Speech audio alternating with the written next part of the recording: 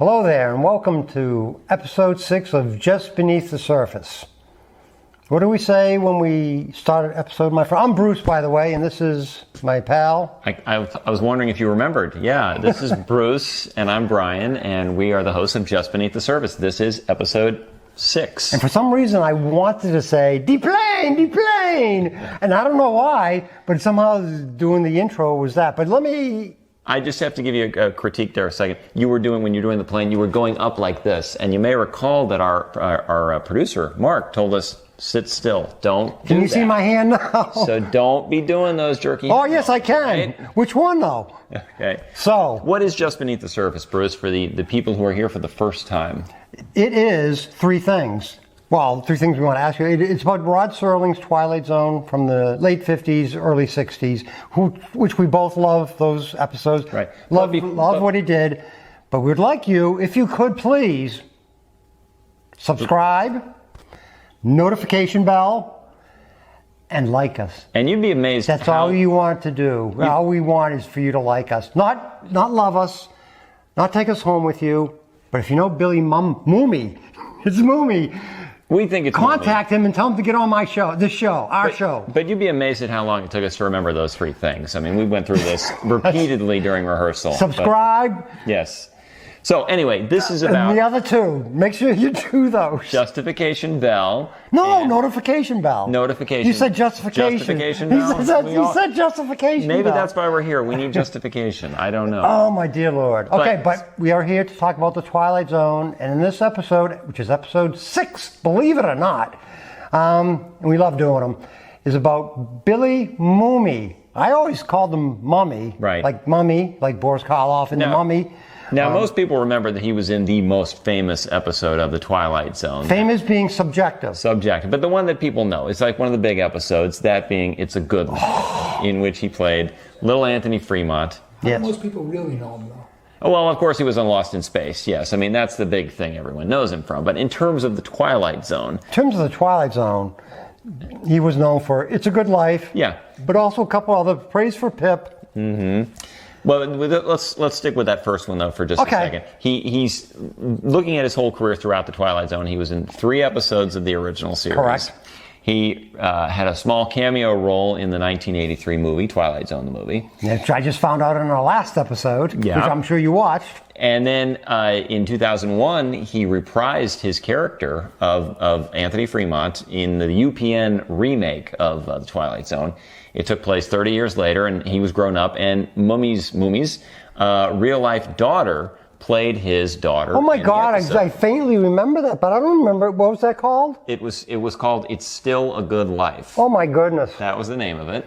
And I thought I was Mr. Twilight Zone. Well, you are Mr. Twilight Zone. You are mostly for I'm Mrs. No, I'm not Mrs. Okay. You are mostly for the classic Twilight Zone, which I love, granted, but that is true. I do think I know more about some of the later recreations of it. Yes, but we are here to talk about Billy Mumy's career in those 5 things now, not just 3. 5 Twilight Zone appearances, yes. And I think he did a great job. Now in all of them. Now let's start with the most famous one, that being It's a Good Life.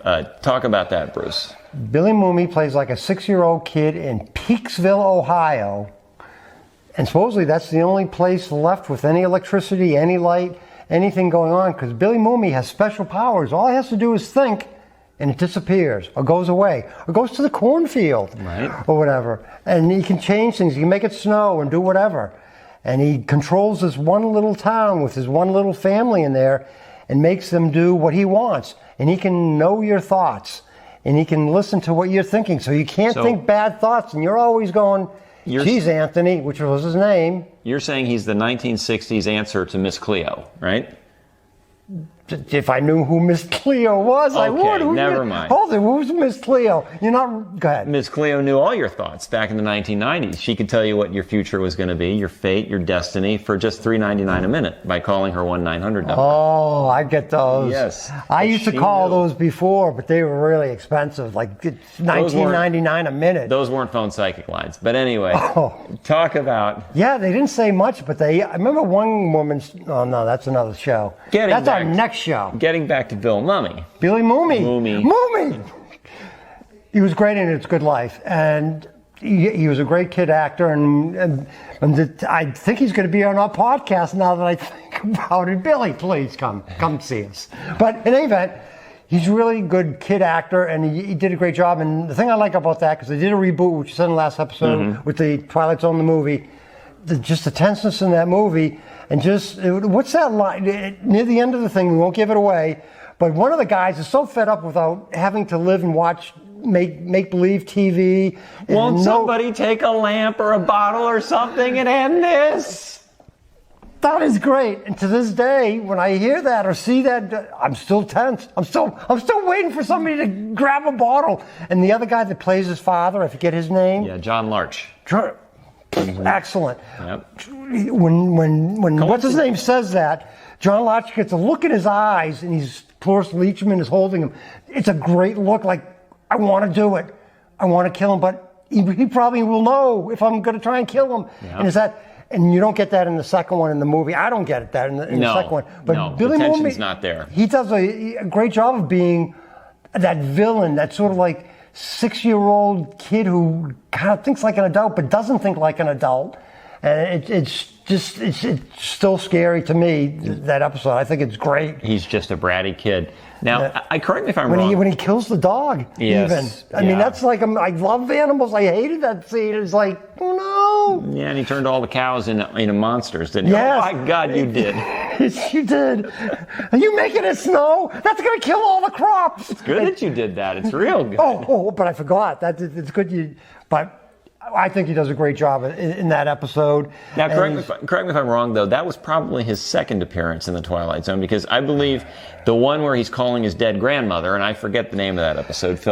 Good Lord. He looks a lot smaller in that episode. Oh, no. Do you tell me we're going to talk about an episode we don't know the name of it? I did, and I'll just have to put it right down here at the bottom of the screen. Yes, he will. It's flashing right here now, but it's called The Call. It's actually something. Long Distance Call. Long Distance Call. Is that it? That could be. Okay, you go into what Mr. Producer, you can look that up while we're talking. Long Distance Call. But yes. At the end of It's Good Life, I think it's a great, one of the best ones. But again, that's subjective, because I love a lot of them. And I know we said on 2 or 3 episodes before we were going to talk about The Hunt. Yes, we got to get back to that. And we love The Hunt.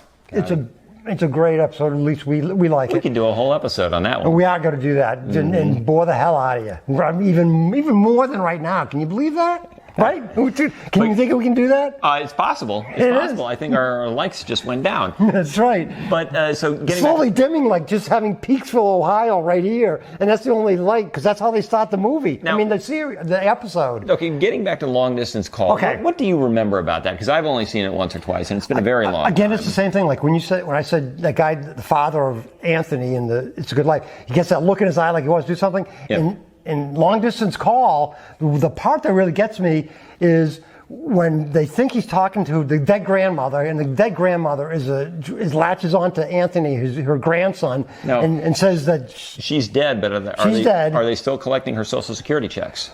Just like the government today. Okay. It's like they're coming over the border, handing out money. And we're not political. No, not on this show. Not on this show. We're right down the middle. But was the grandmother really calling him? I don't remember that. Well, the thing is, she dies, but she was really possessive, and she didn't like the fact that her son got married to this bad woman and all that, but she's a great woman. Yeah. But the part typical mother-in-law. Right. Okay. Sort of. Like, I wouldn't say that. God bless my mother-in-law. But anyway, but the part that catches me the most is like about halfway through, she knows something's going on. She knows something's going on with Billy Mumy and who he's calling, because the grandmother gave him a fake phone and said, whatever his name was in the episode, you can call me and reach me anytime, even when I'm gone, on this little phone. And so the woman gets up and hears something, and she goes over to her son's thing. And she's listening, and she can hear Billy Mumy talking to somebody. And so she opens the door slowly, and she creeps in, or whatever. And Billy Mumy doesn't see her, or whatever. And so she gets close enough, she grabs the phone, puts it to her ear, and supposedly she can hear the dead grandmother, or whatever. And she gets this look on her face like, and that's why I love acting. a producer's an actor. I wish I'd been an actor. I wish I was a lot of things. I wish I was a better person. Yeah. I wish. Let's change the episode. Let's change the episode to that. Okay. I want to be a better person. So let's move into new territory. What was his third and final episode of the original series, and who did he star in that? Praise for Pip. Yes, and his Jack father, Klugman. Yep, very good. And every time I have to admit, I don't think I've ever seen that episode in its entirety. I've seen bits and pieces of it. So why are you talking about it? That's why I'm turning it over to you, and I'm saying, tell us and tell me what. But I'm supposed to bounce things off of you so that the audience out there, all four of them right now, Yeah. we went up one. What is one thing? What is the plot of that episode? The plot of that episode is and I'll get emotional about this, and I think I told you that before. Jack Klugman plays a father who's kind of an absent father. Because what did he do? He drank. Who knows about that? He wasn't good to his kid. He took him some places like to the fair and all that stuff, but he wasn't the best father. And now that the kid is grown, Billy Mumy is Jack Klugman's kid. Now that he's grown, he's over, I think, in Vietnam. Okay. And he gets injured. And the doctors say he's not going to make it. He's not going to make it. So what does Jack Klugman do? Jack Klugman, he's collecting for a bookie and does all this stuff, which I know nothing about, but it's a good job. And let me tell you, he's collecting for the bookie, and he gets the news from the army that his son's about to die and all this sort of stuff. So he gets in a fight with the bookie guy and all this because he wants to set this other kid about the same age as his son free, right, who's under the gun for $300. So he gets him free. So now Jack Klugman gets stabbed or shot or something. And he prays to God near the end. He sees Billy Mumy. That's when Billy Mumy comes into the picture. How old is Billy Mumy at this point? He's 6 years old now. And he's like, Pip. It's called Praise for Pip. He's like, Pip. He gives him a big hug. Oh. You want me to hug you? Yeah, sure. Oh, very nice. Oh. Pip, how can you be here?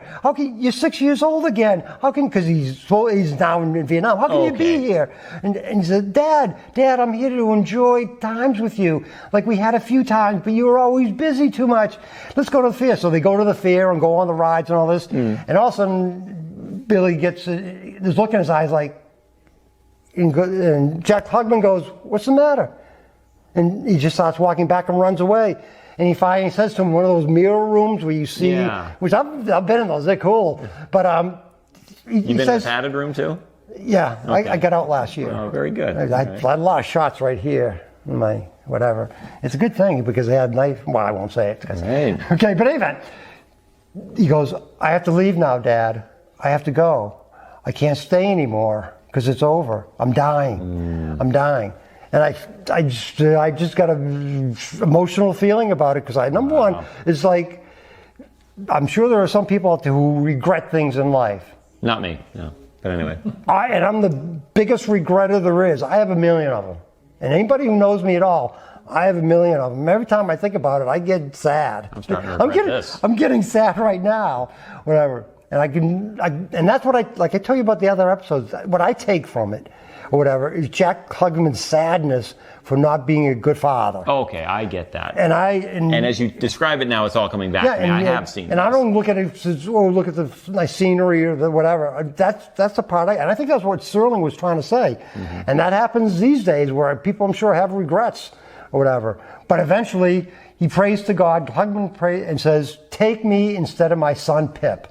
That sounds very much like that episode from the very first season.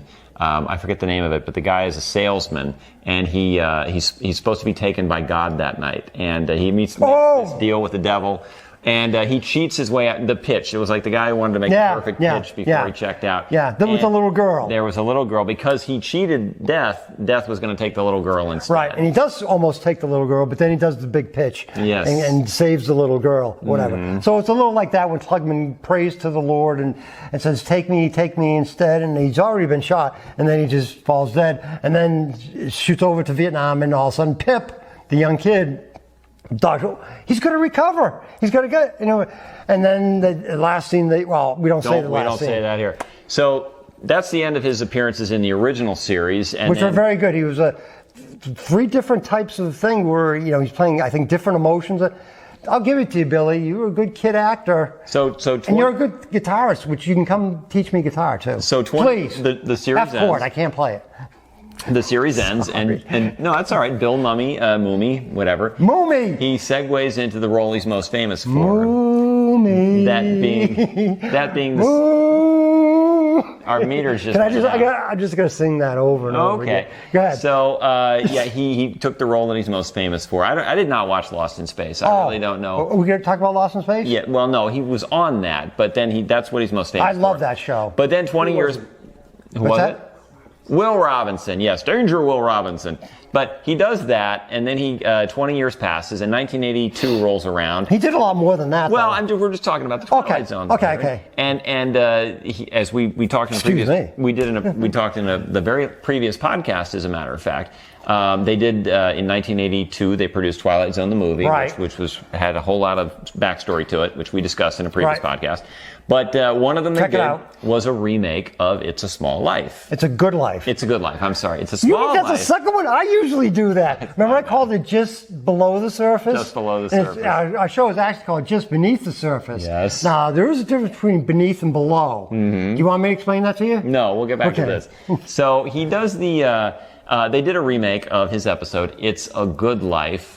And it is a good life. In the very beginning of this story, the main actress in that, Eileen Quinlan, she's in a little diner off the road, and there's a little kid in there playing video games, and the customers are getting angry with him. Right. And it turns out that one of these customers is Bill Mumy, and it's Bill Mumy.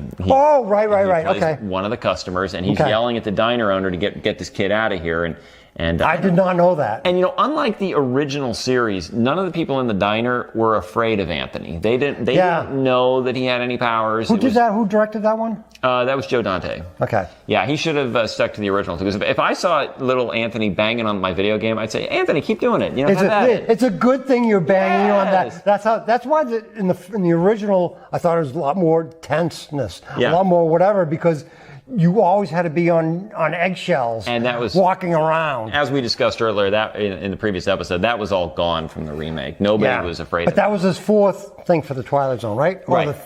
Fourth. And then another 20 years passed, and we get around to the year 2001, and UPN brought back Twilight Zone. That was the third iteration of Twilight Zone. I missed that, I think. Actually, if you include the movie, that was the fourth iteration of Twilight Zone, because they did a remake of the series in the 80s on CBS. Oh, yeah, we did that. So here we are, and not generally, we didn't like them. And it started off, what was this called? The Twilight Zone. But it was just that's what this show is about, actually. I had to remind myself that Twilight Zone is the name. UPN was not a big UPN was not a big network. It was not a big network at the time, and it wasn't drawing in big ratings, and so Twilight Zone was, kind of like a show that maybe will boost the ratings, and it didn't do very well either. Yeah. So they decided to do a trick here. They were going to redo two of the classic episodes. One of them was a complete redo. Really? It was a redo of Monsters on Maple Street, which had been designed for the movie 20 years earlier. Right. Then the other thing they did was a sequel to It's a Good Life, and it took place 20 years later. Two of the actors were still alive. That being Cloris Leachman being one, and Bill Mumy being the other. So they reprised their characters, and it was 30 years later, and Bill Mumy's real-life daughter... honest with you, I did not see that. Okay. Sorry. It's available on YouTube. We'll put a link in the video here. Yeah.